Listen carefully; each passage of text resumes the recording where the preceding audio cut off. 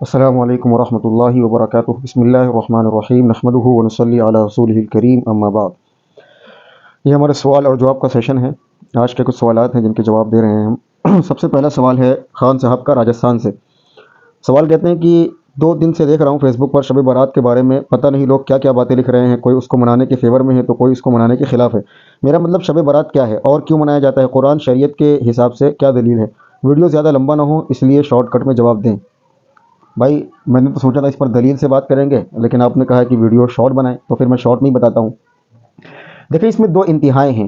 ایک طبقے نے اس کی فضیلت کو اتنا بڑھایا کہ اس کو لیلۃ القدر کے مقابلے میں جا کر کے رکھ دیا، اور ایک طبقے نے اس کی فضیلت کو اتنا گھٹایا کہ انہوں نے یہ کہا کہ عام راتوں کی طرح ایک رات ہے۔ حالانکہ دونوں کے نظریات سے ہم متفق نہیں ہیں۔ یہ بات صحیح ہے کہ احادیث میں شب برات یعنی 15ویں شعبان کی رات کی فضیلت آئی ہے، یہ بالکل صحیح بات ہے۔ اور شب برات تو اس کا بعد میں لوگوں نے نام دیا، اس لیے کہ اس رات میں گناہوں سے اللہ رب العزت لوگوں کو بری کرتے ہیں، تو اس وجہ سے اس کا نام شب برات کر دیا۔ اس کو حدیث میں لیلۃ نصف من شعبان کہا گیا ہے، یعنی نصف شعبان کی رات۔ تو اس کی فضیلت میں کئی احادیث ہیں، تو اس کی فضیلت کا انکار کرنا یہ زیادتی ہے۔ آپ خود کہتے ہیں کہ اس کی فضیلت میں حدیث آئی ہیں لیکن ضعیف ہے، تو آپ کو یہ بھی معلوم ہونا چاہیے کہ فضائل میں ضعیف احادیث قابل قبول ہوتی ہیں۔ تو تقریباً 10 صحابہ اکرام سے اس کی فضیلت ثابت ہے، اور درجنوں روایات اس کی ہیں کہ جو یعنی 15ویں شعبان کی رات ہے، ان کی فضیلت حدیث میں آئی ہے۔ کسی حدیث میں آتا ہے کہ اس رات عبادت کرنے والوں کی اللہ مغفرت کرتے ہیں، اور کسی حدیث میں آتا ہے اللہ تعالیٰ نظر رحمت کرتے ہیں اور مشرک اور مشاہین کے علاوہ ہر ایک کی مغفرت فرما دیتے ہیں۔ کسی روایت میں اندر آتا ہے کہ 15ویں شعبان کی رات اللہ تعالیٰ فرماتے ہیں کہ اے کوئی مانگنے والا۔ اس طرح کی کئی حدیث ہے جو ابن ماجہ میں بھی ہے، بیہقی میں بھی ہے، طبرانی میں بھی ہے، اور اسی طریقے سے صحیح ابن حبان کے اندر بھی ہے، اور بھی بہت ساری احادیث کی کتابوں میں روایات موجود ہیں۔ اچھا، اس کی فضیلت پر کوئی صحیح حدیث نہیں ہے، ایک اشکال یہ بھی ہے۔ تو آپ کو یہ بھی معلوم ہونا چاہیے کہ جب ضعیف احادیث متعدد طرق سے ہوں تو ان کا درجہ حسن کا ہوتا ہے، حسن لغیرہ کا، تو اس پر عمل کرنا نہ صرف جائز ہوتا ہے بلکہ اس پر عمل کرنا مستحب ہوتا ہے۔ تو یہ بات سرے سے خارج کر دینا کہ اس رات کی کوئی فضیلت نہیں ہے، یہ زیادتی ہے، بلکہ اس رات کی فضیلت میں احادیث آئی ہیں۔ صحیح ابن حبان کی جو روایت ہے اس کو تو بعضوں نے صحیح لکھا ہے اور بعضوں نے حسن لکھا ہے، تو اگر وہ ضعیف بھی ہے تو یعنی ضعیف ہے، حد درجہ ضعیف نہیں ہے، بلکہ اس میں ایک راوی کے بارے میں کلام ہے، لیکن دوسری روایات کی وجہ سے تقویت پا کر وہ صحیح کے درجے میں ہو جاتی ہے۔ یعنی مثلا اور بھی روایات ہیں، تو جب حدیثیں 10-12 اکٹھی ہو چکی ہیں تو اس پر اتنے راویوں کا جھوٹ بولنا یا اتنے لوگوں کو جھوٹ بولنا یہ پاسبل نہیں ہے۔ تو اس لیے ان تمام روایات کو ملا کر یہ بات ثابت ہوتی ہے کہ لیلۃ القدر تو ایک الگ رات ہے، لیکن لیلۃ النصف من شعبان یعنی یہ 15ویں شعبان کی رات، اس میں عبادت کرنا جائز ہے، مستحسن اور مستحب ہے۔ لیکن زیادتی، ایک طبقے نے تو زیادتی کر دی، اس کو لیلۃ القدر کے مقابلے میں کھڑا کر دیا، اس میں پھر رات بھر عبادت کرنے کی باتیں اور یہ باتیں حلوہ یہ وغیرہ وغیرہ، اور ایک نے انکار کر دیا۔ ہم دونوں سے متفق نہیں ہیں، ہم میانہ روی کو پسند کرتے ہیں اس رات عبادت کرنا۔ دوسری بات یہ ہے کہ اس رات عبادت کیا کرنی ہے، کوئی خاص عبادت اس رات میں ثابت نہیں ہے۔ بعض لوگ کہتے ہیں کہ نیت باندھو، ایک رکعت میں قل ہو اللہ پڑھو، دوسرے میں سورہ یاسین پڑھو، اس کی کوئی اصل نہیں ہے، بلکہ بس اتنی سی بات ہے کہ اس رات کی فضیلت ہے اور اس میں عبادت کرنے کا ثواب زیادہ ہے، اور اللہ رب العزت نے اس رات مغفرت کا اعلان کیا ہے لوگوں کی۔ تو اس لیے جو بھی آپ سے ہو سکے نماز پڑھے، دعا کریں، ذکر کریں، بغیر اس کو لازم سمجھے ہوئے۔ تو اگر کسی مستحب عمل کو لازم سمجھا جاتا ہے تو وہ بھی بدعت کے درجے میں آتا ہے اور گناہ کا کام ہے۔ تو اگر کسی مستحب عمل کو لازم سمجھا جائے گا تو بہرحال وہ اسے گمراہی پھیلے گی۔ تو اس لیے بغیر لازم سمجھے ہوئے آپ کسی بھی طرح کی کوئی عبادت کر سکتے ہیں، دعا کر سکتے ہیں، نماز پڑھ سکتے ہیں، ذکر کر سکتے ہیں، قرآن پڑھ سکتے ہیں۔ دوسری بات یہ کہ کوئی خاص عبادت اس میں یعنی ثابت نہیں ہے، تو جو بھی چاہے عبادت کر سکتے ہیں۔ تیسری بات یہ ہے کہ عبادت کے لیے لوگوں کو جمع نہ کریں، مسجدوں میں بھیڑ بھڑکا کا ماحول نہ بنائیں، قبرستان میں بھیڑ بھڑکے کا ماحول نہ بنائیں، تو یہ بھی صحیح نہیں ہے۔ مسجدوں میں بعض اوقات لوگوں کو بلایا جاتا ہے، بیٹھا جاتا ہے، اس میں عبادت ہوتی ہے، اس میں چائے ناشتہ ہوتا ہے، یہ ساری چیزیں بھی زیادتی ہے، غلط ہے، یہ تو بدعت ہے بالکل، کہ لوگوں کو جمع کیا جائے اور عبادت کے لیے ایک پروگرام بنایا جائے، یہ صحیح نہیں ہے، اس سے ایک بدعت پھیلے گی۔ لہٰذا اپنے انفرادی طور پر کوئی بندہ عبادت کرنا چاہے، نفل نماز روزہ یعنی یہ تسبیحات کی پابندی کرنا چاہے تو وہ کر سکتا ہے۔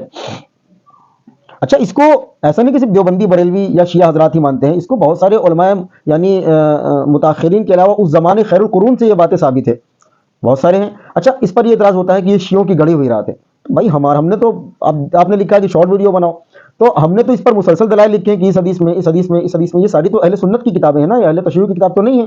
دوسری بات یہ ہے کہ صرف اس وجہ سے اس رات کو نہ یعنی اہمیت نہ دینا کہ شیعوں کی یعنی کوئی مقدس رات ہے، تو شیعہ تو عید بھی مناتے ہیں تو ہم عید بھی نہ منائیں، پھر وہ تو عید الاضحیٰ بھی مناتے ہیں تو عید الاضحیٰ بھی نہ منائیں پھر، تو یہ بات صحیح نہیں ہے کہ وہ کرتے ہیں اس وجہ سے اس رات کو نہیں کرنا چاہیے۔ اور دوسری بات یہ ہے کہ اس سے لیلۃ القدر کی اہمیت کم نہیں ہوتی، اگر کم ہوتی ہے تب تو میں ظاہر سی بات ہے کہ یہ صحیح نہیں ہے، لیکن اس سے لیلۃ القدر کی جو اہمیت اس سے کم، جیسے مثال کے طور پہ حدیث میں آیا ہے کہ محرم کے روزے رمضان کے روزوں کے بعد سب سے افضل روزے وہ محرم کے روزے ہیں، تو محرم کے روزے رکھنے کی وجہ سے رمضان کے روزے کی اہمیت کم نہیں ہوتی، تو نصف شعبان کی رات عبادت کرنے سے یا اس کو افضل سمجھنے سے لیلۃ القدر کی رات کی فضیلت میں کمی کیسے آ جائے گی بھائی؟ یہ کوئی اعتراض نہیں ہوا۔ تو اس رات عبادت کریے، اگر جی چاہے تو کرنا چاہیں تو، ورنہ سو جائیں تو کوئی مسئلہ نہیں ہے۔ دوسری بات یہ کہ عبادت کا کوئی خاص طریقہ متعین نہیں ہے، تیسری بات بھیڑ جمع کرنے کا مزاج نہ بنائیں۔ چوتھی بات یہ ہے کہ اس رات کو لازم نہ سمجھیں عبادت کرنا، اور جو آپ سے میسر ہو آپ نماز دعا ذکر وغیرہ کر سکتے ہیں۔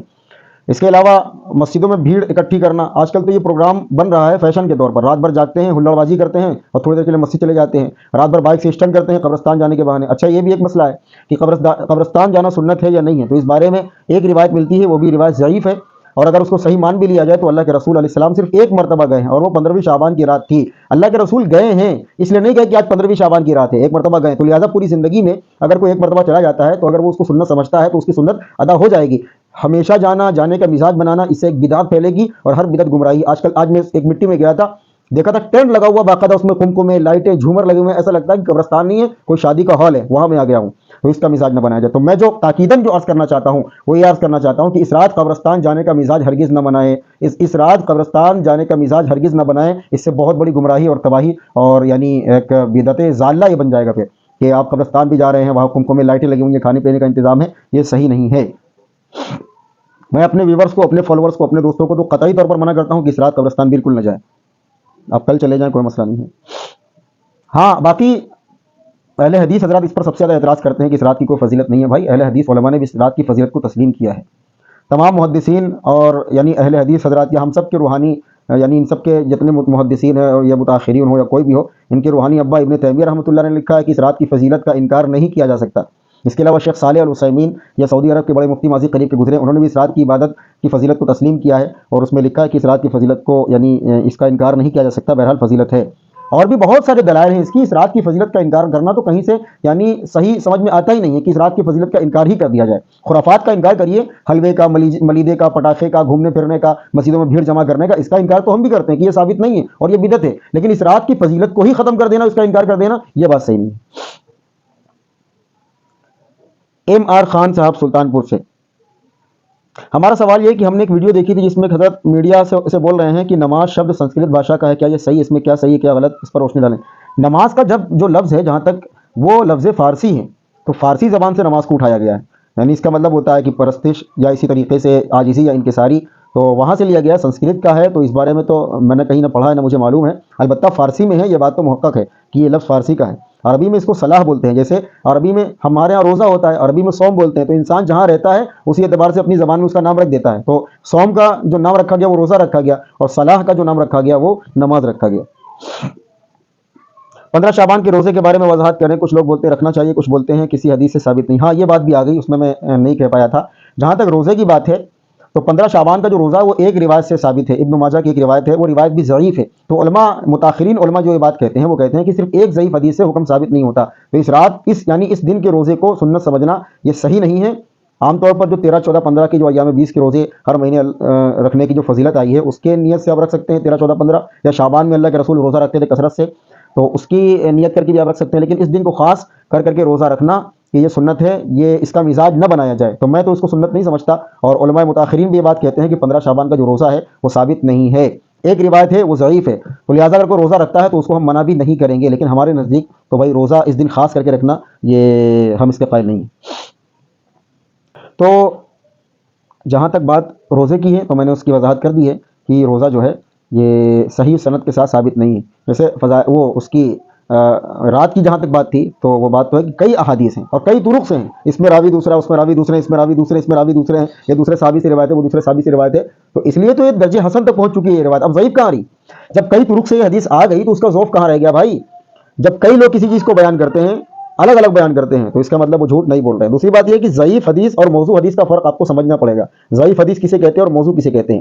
ضعیف حدیث یعنی اس میں کوئی راوی ایسا ہو جس پر اعتبار نہ کیا ہو لوگوں نے، یا کچھ ایسا فعل ہو جو کچھ ایسا فعل یا کچھ اس کی عادتیں ایسی ہوں جو یعنی ایک متقی انسان میں نہیں ہونی چاہیے، تو بس اس وجہ سے روایت ضعیف ہو جاتی ہے، اور بھی بہت ساری وجوہات ہیں۔